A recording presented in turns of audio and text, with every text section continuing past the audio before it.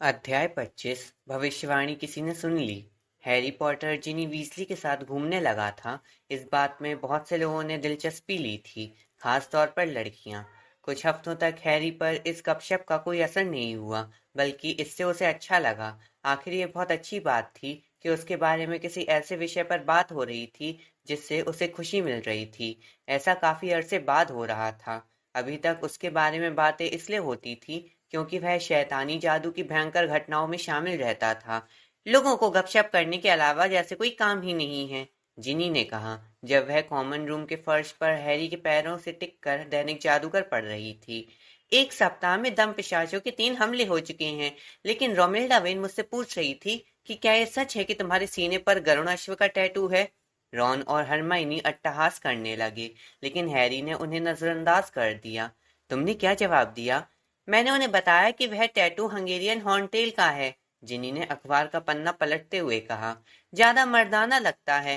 धन्यवाद, हैरी ने मुस्कुराते हुए कहा। और तुमने उसे क्या बताया कि रॉन के सीने पर किसका टैटू है? पिग्मी पफ का। लेकिन मैंने उसे ये नहीं बताया कि वह टैटू कहाँ है। रॉन की त्योरियां चढ़ गईं, जबकि हरमाइनी हंसी के मारे लोटपोट हो गई। ध्यान रखो, रॉन ने हैरी और जिनी की तरफ चेतावनी भरी उंगली दिखाते हुए कहा। मैंने अपनी इजाजत दे दी है, इसका ये मतलब नहीं है कि मैं इसे वापस नहीं ले सकता। तुम्हारी इजाजत? जिनी ने व्यंग से सवाल किया। तुम कब से मुझे कुछ करने की इजाजत देने लगे हो? वैसे भी तुमने कहा था कि तुम माइकल या डीन के बजाय मेरा हैरी के साथ घूमना ज्यादा पसंद करोगे। हाँ, मैंने कहा था, रॉन ने मन मारकर कहा, लेकिन तभी तक जब तक कि तुम दोनों सबके सामने चूमा चाटी ना करने लगो। जिनी बोली। पाखंडी कहीं के। तुम और लेवेंडर क्या करते थे जो ईल की तरह एक दूसरे से चिपके रहते थे? लेकिन जब जून आया तो रॉन की सहन शक्ति का ज्यादा इम्तिहान नहीं हुआ, क्योंकि हैरी और जिनी बहुत कम समय एक साथ रह पाते थे। जिनी के OWL के टेस्ट करीब आ रहे थे और उसे मजबूरी में रात को घंटों तक रिवीजन करना पड़ता था। एक शाम को जिनी लाइब्रेरी चली गई थी और हैरी कॉमन रूम में खिड़की के पास बैठा हुआ अपने जड़ी बूटी विज्ञान के होमवर्क को निपटा रहा था। हालांकि सच तो ये था कि वह उस बहुत सुखद घंटे को याद कर रहा था जो उसने लंच के समय जिनी के साथ झील के पास बिताया था। उसी समय हरमाइनी उसके और रॉन के बीच वाली सीट पर बैठ गई। उसके चेहरे पर एक अप्रिय उद्देश्यपूर्ण भाव था। मैं तुमसे कुछ बात करना चाहती हूँ, हैरी। किस बारे में? हैरी ने शक से पूछा। पिछले ही दिन हरमाइनी ने उसे समझाया था कि उसे जिनी का ध्यान ज्यादा नहीं भटकाना चाहिए, क्योंकि जिनी को अपने परीक्षाओं के लिए कड़ी मेहनत करनी चाहिए। तथाकथित हाफ ब्लड प्रिंस। ओह, दोबारा नहीं, हैरी ने करहाते हुए कहा। क्या तुम इस विषय को कभी नहीं छोड़ोगी? वह अपनी पुस्तक लाने के लिए दोबारा आवश्यकता कक्ष में जाने की हिम्मत नहीं जुटा पाया था, इसलिए कारणों में उसका प्रदर्शन खराब होता जा रहा था। हालांकि स्लगहॉर्न जिनी को पसंद करते थे और उन्होंने मजाक में कहा कि ऐसा हैरी के प्रेम प्रसंग के कारण हो रहा था। बहरहाल हैरी को यकीन था कि स्नेप ने अभी प्रिंस की पुस्तक को पकड़ने की कोशिश में हार नहीं मानी थी, इसलिए हैरी ने संकल्प कर लिया था कि जब तक स्नेप उसकी पुस्तक की तलाश में जुटे थे, तब तक वह उसे वहीं रहने देगा। हरमाइनी ने दृढ़ता से कहा। मैं इस विषय को तब तक नहीं छोड़ूंगी जब तक कि तुम मेरी पूरी बात नहीं सुन लोगे। देखो, मैं ये पता लगाने की कोशिश कर रही हूँ कि शैतानी मंत्र खोजने का शौक किसे हो सकता है। यह उस लड़के प्रिंस का शौक नहीं था। लड़का? किसने कहा कि वह लड़का है?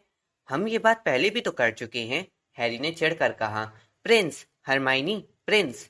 ठीक है, हरमाइनी ने कहा, और उसके गालों पर लाल चमक आ गई जब उसने अपनी जेब से एक बहुत पुराने अखबार की कतरन निकाली और हैरी के सामने टेबल पर पटक दी।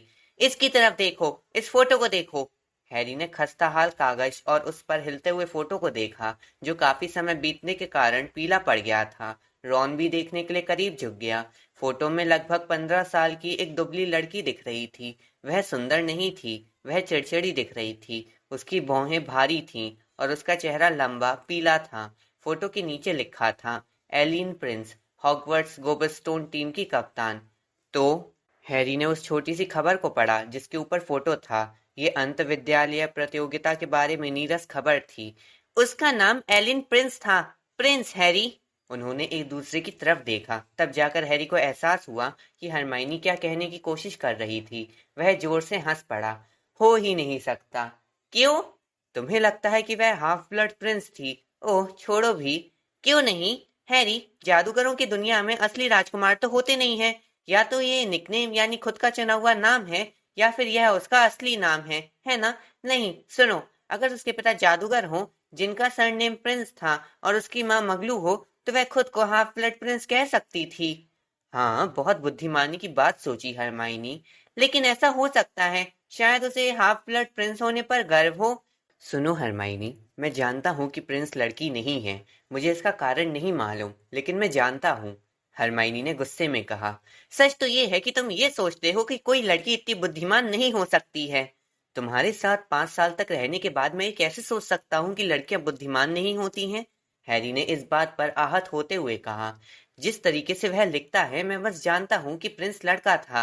मैं बता सकता हूँ। इस लड़की का उससे कोई लेना देना नहीं है। वैसे तुम्हें ये कतरन कहाँ मिली? लाइब्रेरी में, हरमाइनी ने कहा, और हैरी को यही उम्मीद थी। वहां पर पुराने दैनिक जादूगरों का बहुत बड़ा संग्रह है। मैं इस एलियन प्रिंस के बारे में और ज्यादा पता लगाने की कोशिश कर रही हूँ, बशर्ते मैं लगा सकूं। हैरी ने चिढ़कर कहा। मजे करो। हाँ, मैं करूंगी, हरमाइनी ने कहा। और सबसे पहले तो मैं। उसने तस्वीर के छेद के पास पहुंचकर उसकी तरफ देखा। कानों के पुराने पुरस्कारों के रिकॉर्ड देखूंगी। हैरी ने एक पल के लिए उसकी तरफ देखकर त्योरियां चढ़ाई, फिर गहराते आसमान को देखने लगा। वह कभी इस बात को नहीं भूल पाएगी कि तुमने काढ़े में उससे अच्छा प्रदर्शन किया था, रॉन ने कहा, और दोबारा अपनी 1000 जादुई जड़ी बूटियां और फफूंदियां पुस्तक पढ़ने लगा। तुम्हें ये तो नहीं लगता कि मैं पागल हूँ जो उस पुस्तक को दोबारा निकालना चाहता हूँ, है ना? जाहिर है नहीं, रॉन ने जोश से कहा। वह प्रिंस जीनियस था।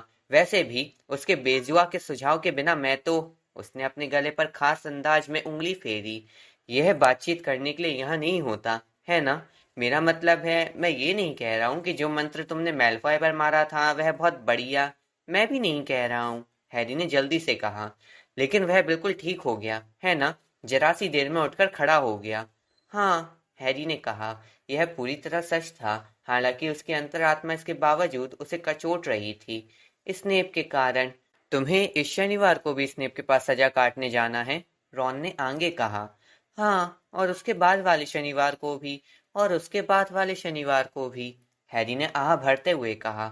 और वे तो अब ये इशारा करने लगे हैं कि अगर मैंने इस टर्म के आखिर तक सभी बॉक्स पूरे नहीं किए तो हम अगले साल भी यही काम करेंगे। अब ये सजाएं उसे खास तौर पर परेशान कर रही थी, क्योंकि इससे वह जिनी के साथ बहुत कम समय बिता पाता था, जो पहले ही बहुत सीमित था। दरअसल कुछ समय से वह सोचने लगा था कि शायद स्नेप भी ये बात जानते हैं, क्योंकि अब वे हैरी को हर बार पहले से भी ज्यादा समय तक रोकने लगे थे, और इसके अलावा वे चुपता हुआ ताना मारते रहते थे कि हैरी अच्छे मौसम और इसके द्वारा मिलने वाले मौकों का फायदा नहीं उठा पा रहा है। हैरी कटु चिंता से बाहर निकला जब जिमी पीक्स एक मुड़ा हुआ चरम पत्र लेकर उसके बगल में प्रकट हुआ। धन्यवाद जिमी। अरे, ये तो डम्बलडोर ने भेजा है, हैरी ने रोमांचित होकर कहा, और चरम पत्र को खोलकर उसे पढ़ने लगा। उन्होंने मुझे जल्दी से जल्दी अपने ऑफिस में बुलाया है। हैरी और रॉन ने एक दूसरे की तरफ देखा। ओह, रॉन फुसफुसाया, तुम्हें यह तो नहीं लगता कि उन्हें वह चीज मिल गई है? जाकर देखता हूँ, है ना? हैरी ने तेजी से खड़े होते हुए कहा। वह झटपट कॉमन रूम से बाहर निकला और जितनी तेजी से हो सकता था 7वीं मंजिल पर पहुंच गया। रास्ते में उसे पीप्स के सिवाय कोई नहीं मिला, जो विपरीत दिशा में उड़कर जा रहा था और हमेशा की तरह हैरी पर चौक के टुकड़े फेंक रहा था। हैरी के रक्षात्मक मंत्र से बचते समय वह जमकर खिलखिलाया। पीप्स के गायब होने के बाद गलियारों में खामोशी छा गई। अब कर्फ्यू में सिर्फ 15 मिनट बचे थे, इसलिए ज्यादातर विद्यार्थी अपने कॉमन रूम में पहुंच चुके थे। तभी हैरी को एक चीज और किसी के गिरने की आवाज सुनाई दी। वह चलते चलते रुक गया और सुनने लगा। तुम्हारी हिम्मत कैसे हुई? आह! शोर पास वाले गलियारे में से आ रहा था। हैरी अपनी छड़ी निकालकर उस तरफ भागा। मोड़ पर मुड़ने के बाद उसने देखा कि प्रोफेसर ट्रिलोनी फर्श पर पड़ी हुई थी और उनका सिर उनकी शॉल से ढका था। उनके पास शेरी की कई बोतलें पड़ी थी, जिनमें से एक टूट गई थी। प्रोफेसर! हैरी जल्दी से आगे गया और प्रोफेसर ट्रिलोनी को उठाने लगा। उनकी माला के कुछ चमकते मनके उनके चश्मे में उलझ गए थे। उन्होंने जोर से हिचकी ली, अपने बाल सहलाए और हैरी के हाथ का सहारा लेकर उठ गईं। क्या हुआ प्रोफेसर? उन्होंने तेज आवाज में कहा। मैं टहल रही थी और कुछ शैतानी चीजों पर विचार कर रही थी, जिनकी झलक मैंने देखी थी। लेकिन हैरी ज्यादा ध्यान से नहीं देख रहा था। उसका ध्यान अभी अभी इस तरफ गया था कि वे कहाँ खड़े थे। दाहिने तरफ नाचते दैत्यों की दीवार दरी थी और बाईं तरफ पत्थर की दीवार थी, जिसके पीछे। प्रोफेसर, क्या आप आवश्यकता कक्ष के अंदर जाने की कोशिश कर रही थी?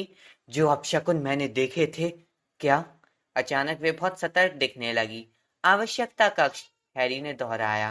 क्या आप उसके भीतर जाने की कोशिश कर रही थी? मैं देखो, मुझे पता नहीं था कि विद्यार्थी भी इसके बारे में जानते हैं। सब विद्यार्थी नहीं जानते हैं, हैरी ने कहा। लेकिन क्या हुआ? आप चीखी थी, ऐसा लगा था जैसे आपको चोट लगी हो। मैं देखो, प्रोफेसर ट्रेलोनी ने कहा और रक्षात्मक तरीके से शॉल अपने चारों तरफ लपेटकर बड़ी बड़ी आंखों से उसे घूरने लगी।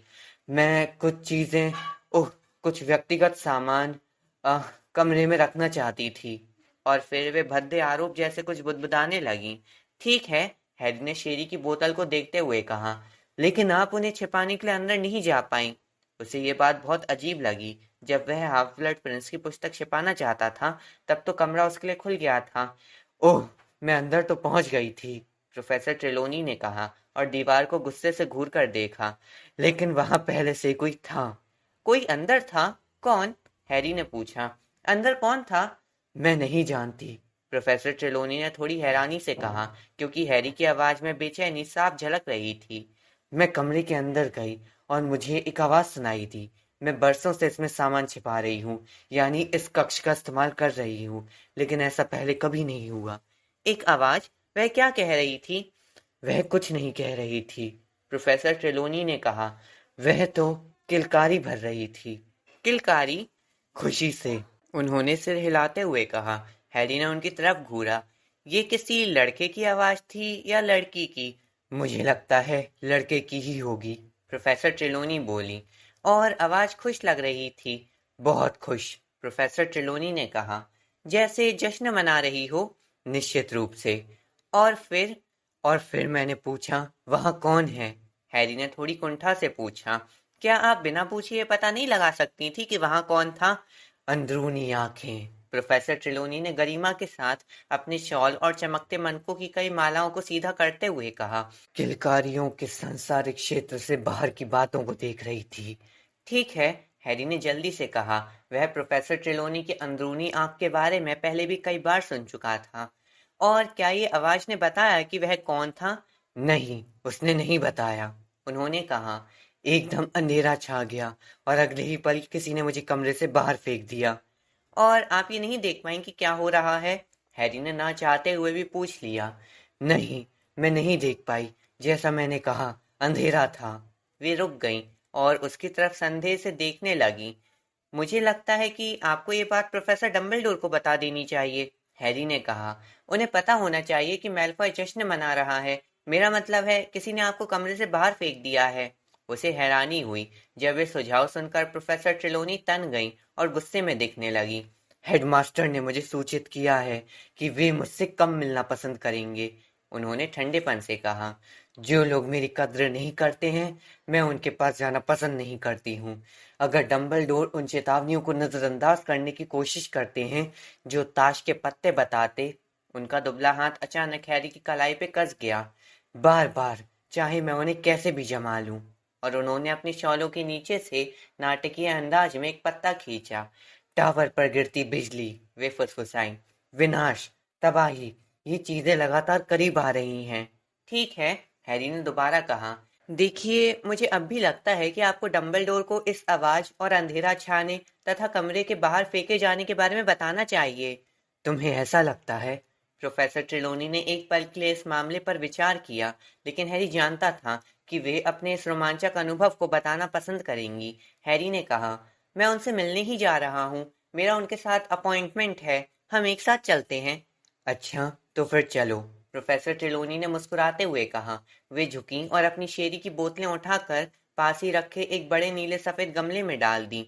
जब वे दोनों साथ साथ चलने लगे तो प्रोफेसर ट्रेलोनी भारी आवाज में बोली, हैरी, मुझे क्लासों में तुम्हारी कमी बड़ी अखरती है। तुम कभी अच्छे भविष्य दृष्टा तो नहीं थे, लेकिन तुम बहुत अद्भुत व्यक्ति थे, जिसके बारे में भविष्यवाणी की जा सकती थी। हैरी ने जवाब नहीं दिया। जब प्रोफेसर ट्रेलोनी उनकी मौत या विनाश के बारे में भविष्यवाणी करती थी तो वह चिढ़ जाता था। मुझे डर है, उन्होंने आगे कहा, कि वह घोड़ा, माफ करना, वह सेंटोर ताश के पत्तों से भविष्यवाणी करने के बारे में कुछ नहीं जानता है। मैंने उससे पूछा था, जैसे एक भविष्यवक्ता दूसरे से पूछता है कि क्या उसे भी आने वाले विनाश के दूरगामी कंपन महसूस हो रहे हैं, लेकिन वह मेरी बात पर हंस दिया। हाँ, हंस दिया। उनकी आवाज अचानक थोड़ी ऊंची हो गई और बोतलें पीछे छूटने के बाद भी हैरी को शेरी की तेज गंध आई। शायद घोड़े ने लोगों को ये कहते सुन लिया होगा कि मेरे पास मेरी पर दादी जितनी प्रतिभा नहीं है। ईर्ष्यालु लोग वर्षों से ये अफवाहें फैला रहे हैं। तुम जानते हो हैरी, ऐसे लोगों से मैं क्या कहती हूँ? अगर मैं डंबलडोर के सामने अपनी प्रतिभा साबित नहीं कर देती, तो क्या वे मुझे इतने अच्छे स्कूल में पढ़ाने देते? मुझ पर इतने सालों तक इतना भरोसा दिखाते? हैरी धीरे से कुछ बुदबुदाया। मुझे डंबलडोर के साथ हुई पहली मुलाकात अच्छी तरह याद है, प्रोफेसर ट्रेलॉनी बोलती रही। वे बहुत प्रभावित हुए थे, जाहिर है, बहुत ही प्रभावित। मैं हॉग्स हेड में ठहरी हुई थी, जहाँ ठहरने की सलाह मैं कभी नहीं दूंगी। वहाँ खटमल है, प्यारे बच्चे, लेकिन मेरे पास पैसे कम थे। डंबलडोर ने सराय में मेरे कमरे में आने का शिष्टाचार निभाया। उन्होंने मुझसे सवाल पूछे। मुझे ये स्वीकार करना होगा कि पहले तो वे ज्योतिष के प्रति पूर्वाग्रह से ग्रस्त लगे थे, और मुझे याद है मैं थोड़ा अजीब महसूस कर रही थी, क्योंकि मैंने उस दिन ज्यादा कुछ खाया नहीं था। लेकिन फिर, और अब हैरी पहली बार पूरी ध्यान से सुन रहा था, क्योंकि वह जानता था कि तब क्या हुआ था। प्रोफेसर ट्रेलॉनी ने वह भविष्यवाणी की थी जिसने हैरी के पूरे जीवन की दिशा बदल दी थी। वह भविष्यवाणी उसके और लॉर्ड वोल्डेमॉर्ट के बारे में थी। लेकिन तभी हमारी बातों के बीच में सिवियरस स्नेप ने बदतमीजी से दखल दे दिया। क्या?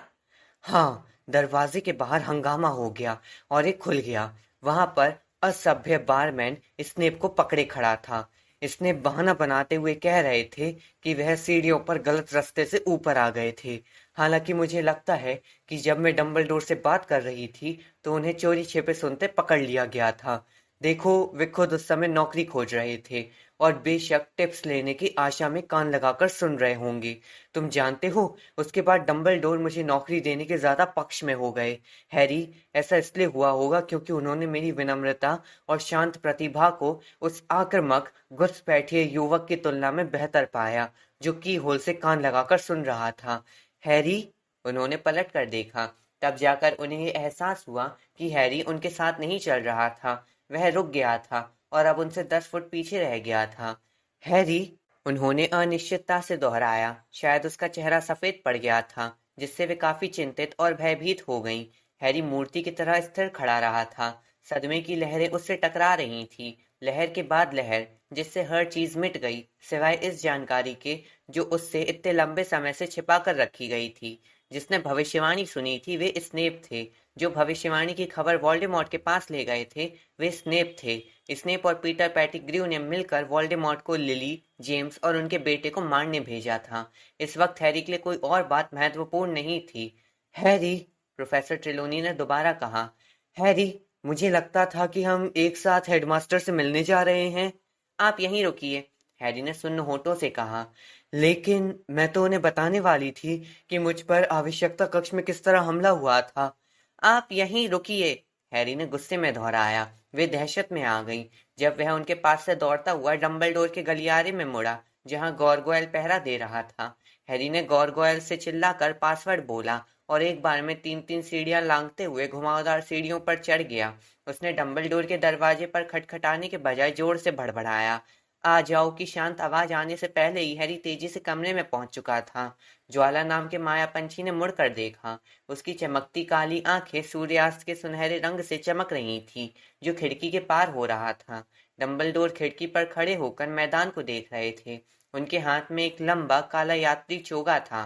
देखो हैरी, मैंने वादा किया था कि तुम मेरे साथ चल सकते हो। एक दो पल के लिए हैरी को कुछ समझ में नहीं आया। ट्रेलॉनी के साथ हुई बातचीत ने उसके दिमाग से बाकी सारी बातें निकाल दी थीं और उसका दिमाग बहुत धीमा चल रहा था। आपके साथ चलना? जाहिर है, अगर तुम चलना चाहो। अगर मैं... और फिर हैरी को याद आया कि डंबलडोर के ऑफिस में आने के लिए वह इतना उतावला क्यों था। आपको मिल गया? आपको कोई हॉर्क्रक्स मिल गया?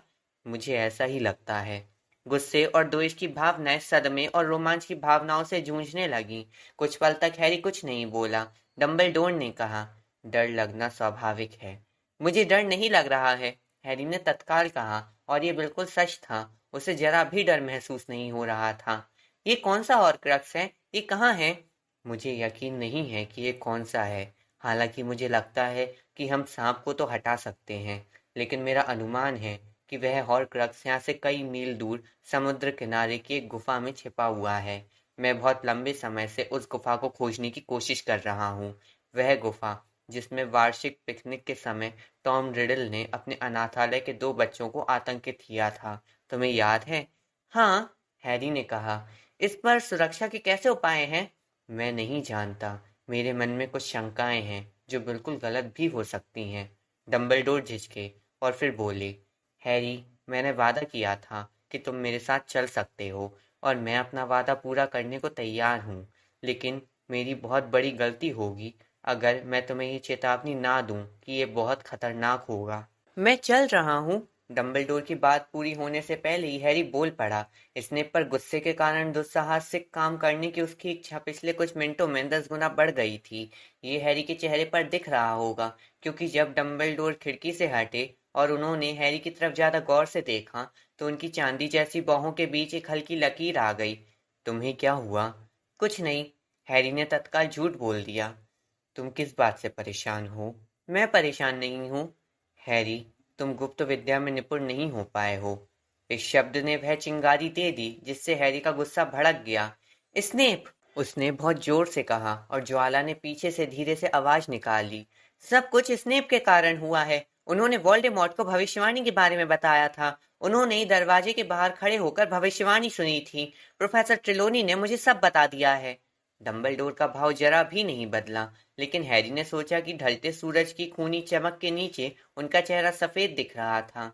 एक लंबे पल तक डंबलडोर कुछ नहीं बोले। आखिरकार उन्होंने पूछा, तुम्हें इस बारे में कब पता चला? अभी अभी, हैरी ने कहा, जो बड़ी मुश्किल से खुद को चिल्लाने से रोक रहा था। और तभी अचानक वह खुद को नहीं रोक पाया। और आपने उन्हें यहाँ पढ़ाने दिया, जबकि उन्होंने वोल्डेमॉर्ट से मेरी मम्मी डैडी पर हमला करने को कहा था।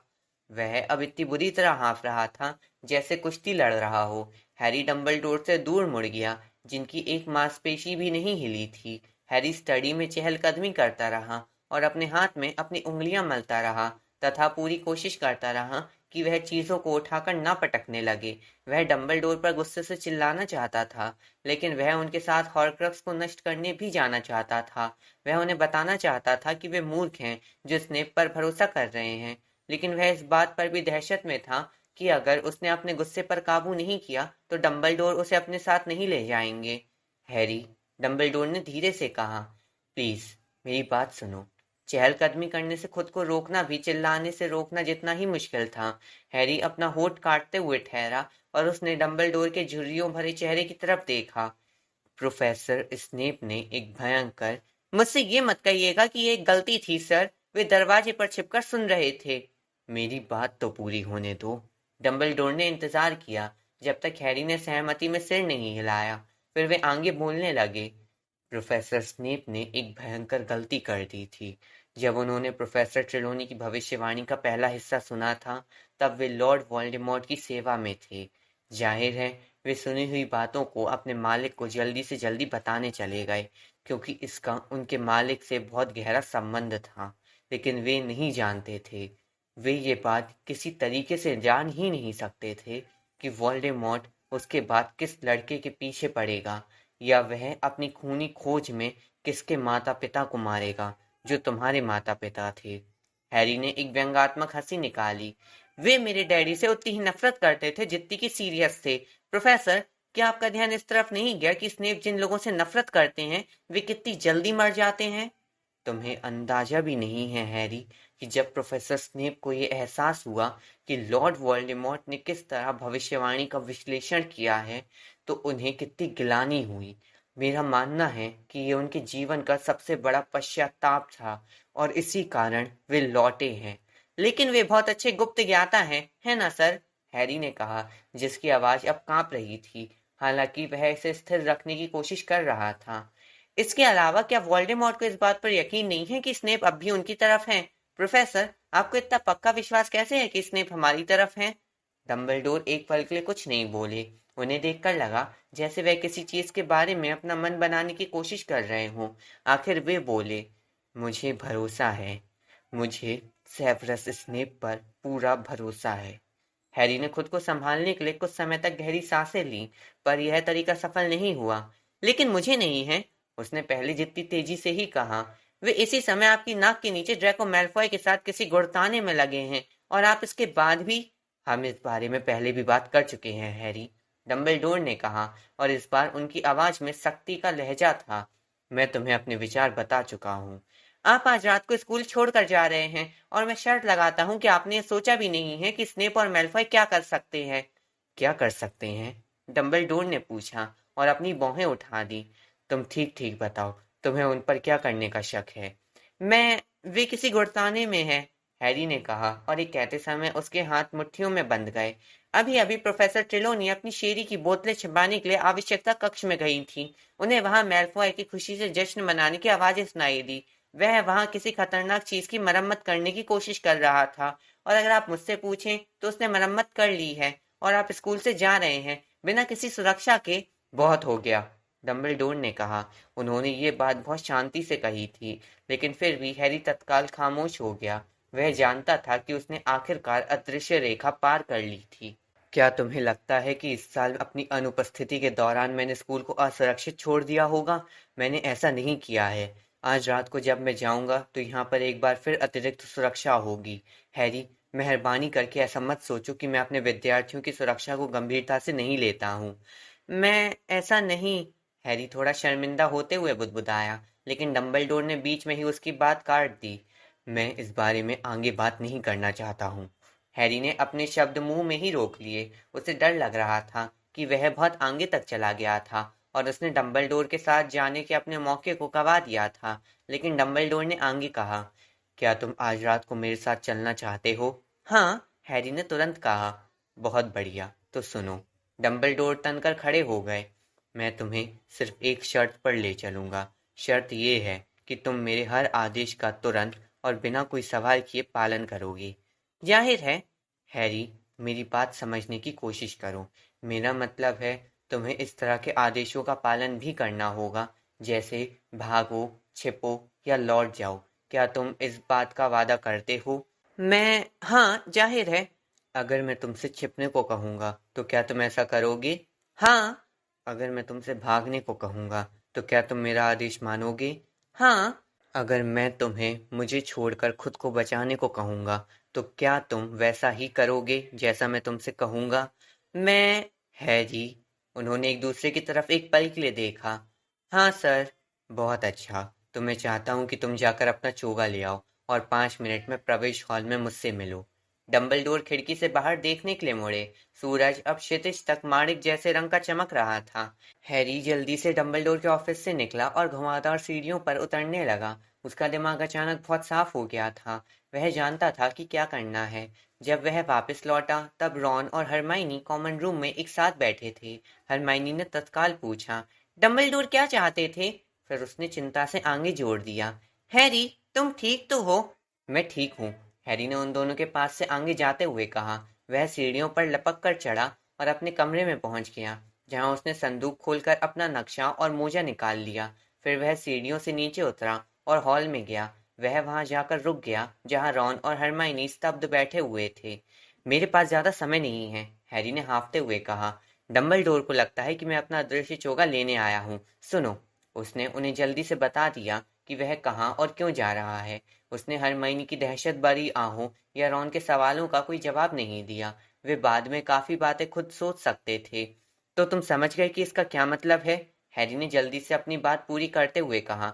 डंबलडोर आज रात को यहाँ नहीं होंगे। ऐसे में मैल्फॉय जो भी करना चाहता होगा उसे वह आसानी से कर सकता है। नहीं, मेरी बात सुनो, उसने गुस्से से कहा, जब रॉन और हरमाइनी दोनों ही बाधा डालने के लिए बेताब दिख रहे थे। मैं जानता हूँ कि मैल्फॉय ही आवश्यकता कक्ष में जश्न मना रहा था। ये लो, उसने नक्शा हरमाइनी के हाथ में थमाते हुए कहा। तुम्हें उस पर नजर रखनी है, और तुम्हें स्नेप को भी देखना है। डीए से तुम जिसे बुलाना चाहो बुला सकती हो। हरमाइनी, वे संपर्क वाले गैलियन अब भी काम कर रहे होंगे, है ना? डंबलडोर कहते हैं कि स्कूल पर उन्होंने अतिरिक्त सुरक्षा कर दी है, लेकिन अगर स्नेप इसमें शामिल है तो वे जानते होंगे कि डंबलडोर की सुरक्षा क्या है और उससे कैसे बचा जा सकता है। लेकिन उन्हें ये उम्मीद नहीं होगी कि तुम लोग निगरानी करोगे, है ना? हैरी, हरमाइनी ने बोलना शुरू किया। उसकी आंखें डर से फैल गई थी। मेरे पास बहस करने का वक्त नहीं है, हैरी ने झिड़कते हुए कहा। इसे भी ले लो। उसने मोजा रॉन के हाथों में दे दिया। धन्यवाद, रॉन ने कहा। और मुझे मोजे की क्या जरूरत है? तुम्हें उस चीज की जरूरत पड़ेगी जो मोजे के अंदर है। इसमें खुशकिस्मती काढ़ा है। इसे तुम दोनों और जिनी पी लेना। मेरी तरफ से उसे अलविदा कहना। मैं चलता हूँ, डंबलडोर इंतजार कर रहे हैं। नहीं, हरमाइनी बोली, जब रॉन ने हैरान दिखते हुए सुनहरे काढ़े की वह छोटी सी शीशी निकाली। हमें ये नहीं चाहिए, इसे तुम ले जाओ। कौन जानता है तुम्हें किस चीज का सामना करना पड़ेगा। मैं ठीक रहूंगा, क्योंकि मैं डंबलडोर के साथ हूँ, हैरी ने कहा। मैं बस ये तसल्ली करना चाहता हूँ कि तुम सभी लोग ठीक ठाक रहो। इस तरह मत देखो हरमाइनी, मैं तुमसे लौट कर मिलता हूँ। और वह चल दिया। वह तस्वीर के छेद से तेजी से बाहर निकलकर प्रवेश हॉल की तरफ बढ़ने लगा। डंबलडोर बलूत की लकड़ी के सामने वाले दरवाजे के पास इंतजार कर रहे थे। वे मुड़े जब हैरी भागता हुआ सबसे ऊपर वाली पत्थर की सीढ़ी पर एकदम फिसलता हुआ रुका। वह तेजी से हाँफ रहा था और उसकी पसलियों में दर्द हो रहा था। मैं चाहूंगा कि तुम अपना चोगा ओढ़ लो, डंबलडोर ने कहा, और उन्होंने इंतजार किया जब तक कि हैरी ने उसे ओढ़ नहीं लिया। फिर वे आगे बोले, बहुत बढ़िया, तो अब चलें। डंबलडोर तत्काल पत्थर की सीढ़ियों से नीचे उतरने लगे। उनका यात्री चोगा गर्मी की शांत हवा में बहुत कम लहरा रहा था। अदृश्य चोगे के नीचे हैरी जल्दी जल्दी उनके साथ चल रहा था। वह अब भी काफी हाँफ रहा था और उसे बहुत पसीना आ रहा था। लेकिन लोग क्या सोचेंगे जब वे आपको यहाँ से जाता हुआ देखेंगे? हैरी ने पूछा। उसका दिमाग मैलफॉय और स्नेप पर था। यही कि मैं हॉग्समीड में ड्रिंक लेने जा रहा हूँ, डंबलडोर ने हल्केपन से कहा। मैं ड्रिंक लेने के लिए कई बार रोजमर्टा के यहाँ या हॉग्सहेड में जाता हूँ, या ऐसा नजर आता है। यह अपने सच्चे गंतव्य स्थल को छिपाने का बहुत अच्छा तरीका है। वे बढ़ते धुंधलके में ड्राइव के पार निकल गए। गर्म घास, झील के पानी और हैग्रिड के कैबिन से निकलते लकड़ी के धुएं की गंध हवा में भरी थी। यह यकीन करना मुश्किल था कि वे किसी खतरनाक या डरावने अभियान पर जा रहे थे। प्रोफेसर, हैरी ने धीरे से कहा जब सड़क के आखिर में गेट नजर आया, क्या हम अंतर्ध्यान होंगे? हाँ, डंबलडोर ने कहा। मेरा मानना है कि अब तुम अंतर्ध्यान हो सकते हो। हाँ, हैरी ने कहा, लेकिन मेरे पास लाइसेंस नहीं है। उसे ईमानदारी सबसे अच्छी नीति लगी। ये भी हो सकता था कि वह जहाँ जाना चाहता था उससे 100 मील दूर पहुंचकर सब कुछ बिगाड़ दे। कोई बात नहीं, डंबलडोर ने कहा। मैं एक बार फिर तुम्हारी मदद कर सकता हूँ। वे गेट से बाहर निकलकर डूबते सूरज की रोशनी में हॉग्समीड जाने वाली वीरान सड़क की ओर मुड़े। उनके चलते समय अंधेरा तेजी से होने लगा। जब तक वे हाई स्ट्रीट पहुंचे तब तक रात सचमुच होने लगी थी। दुकानों के ऊपर की खिड़कियों में रोशनी झिलमिला रही थी, और जब वे थ्री ब्रूम स्टिक्स के करीब पहुंचे तो उन्हें काफी चिल्ला चौट की आवाजें आईं। बाहर निकल जाओ, मैडम रोजमर्टा ने एक गंदे दिखने वाले जादूगर को जबरदस्ती बाहर निकालते हुए कहा। ओह, हेलो एल्बस, आप इतनी रात को बाहर कैसे? गुड इवनिंग रोजमर्टा, गुड इवनिंग। माफ करना, मैं हॉग्स हेड जा रहा हूँ। बुरा मत मानना, लेकिन आज रात को मुझे थोड़ा शांत माहौल चाहिए। 1 मिनट बाद वे उस सड़क पर मुड़ गए जहाँ हॉग्स हेड का साइन बोर्ड थोड़ा चूचू कर रहा था। हालांकि हवा नहीं चल रही थी। थ्री ब्रूम स्टिक्स के विपरीत ये शराब खाना बिल्कुल खाली दिख रहा था। अंदर जाने की जरूरत नहीं है, डंबलडोर चारों तरफ देखते हुए बुदबुदाए। हमें तो सिर्फ यहाँ आने का नाटक करना था। अब तुम अपना हाथ मेरे हाथ पर रखो हैरी। ज्यादा कसकर पकड़ने की जरूरत नहीं है। मैं सिर्फ तुम्हारा मार्गदर्शन कर रहा हूँ। 3 की गिनती पर। 1, 2, 3। हैरी मुड़ा। तत्काल उसे ये भयंकर अनुभूति हुई कि वह रबड़ की एक मोटी ट्यूब में सिकुड़ता जा रहा था। वह सांस नहीं ले सकता था। उसका हर हिस्सा असहनीय ढंग से दबा जा रहा था, और जब उसे लगने लगा कि उसका दम घुट जाएगा, तभी अदृश्य बंधन शिथिल हो गए। वह ठंडे अंधेरे में खड़ा हुआ था और ताजी नमकीन हवा उसके फेफड़ों में भर रही थी।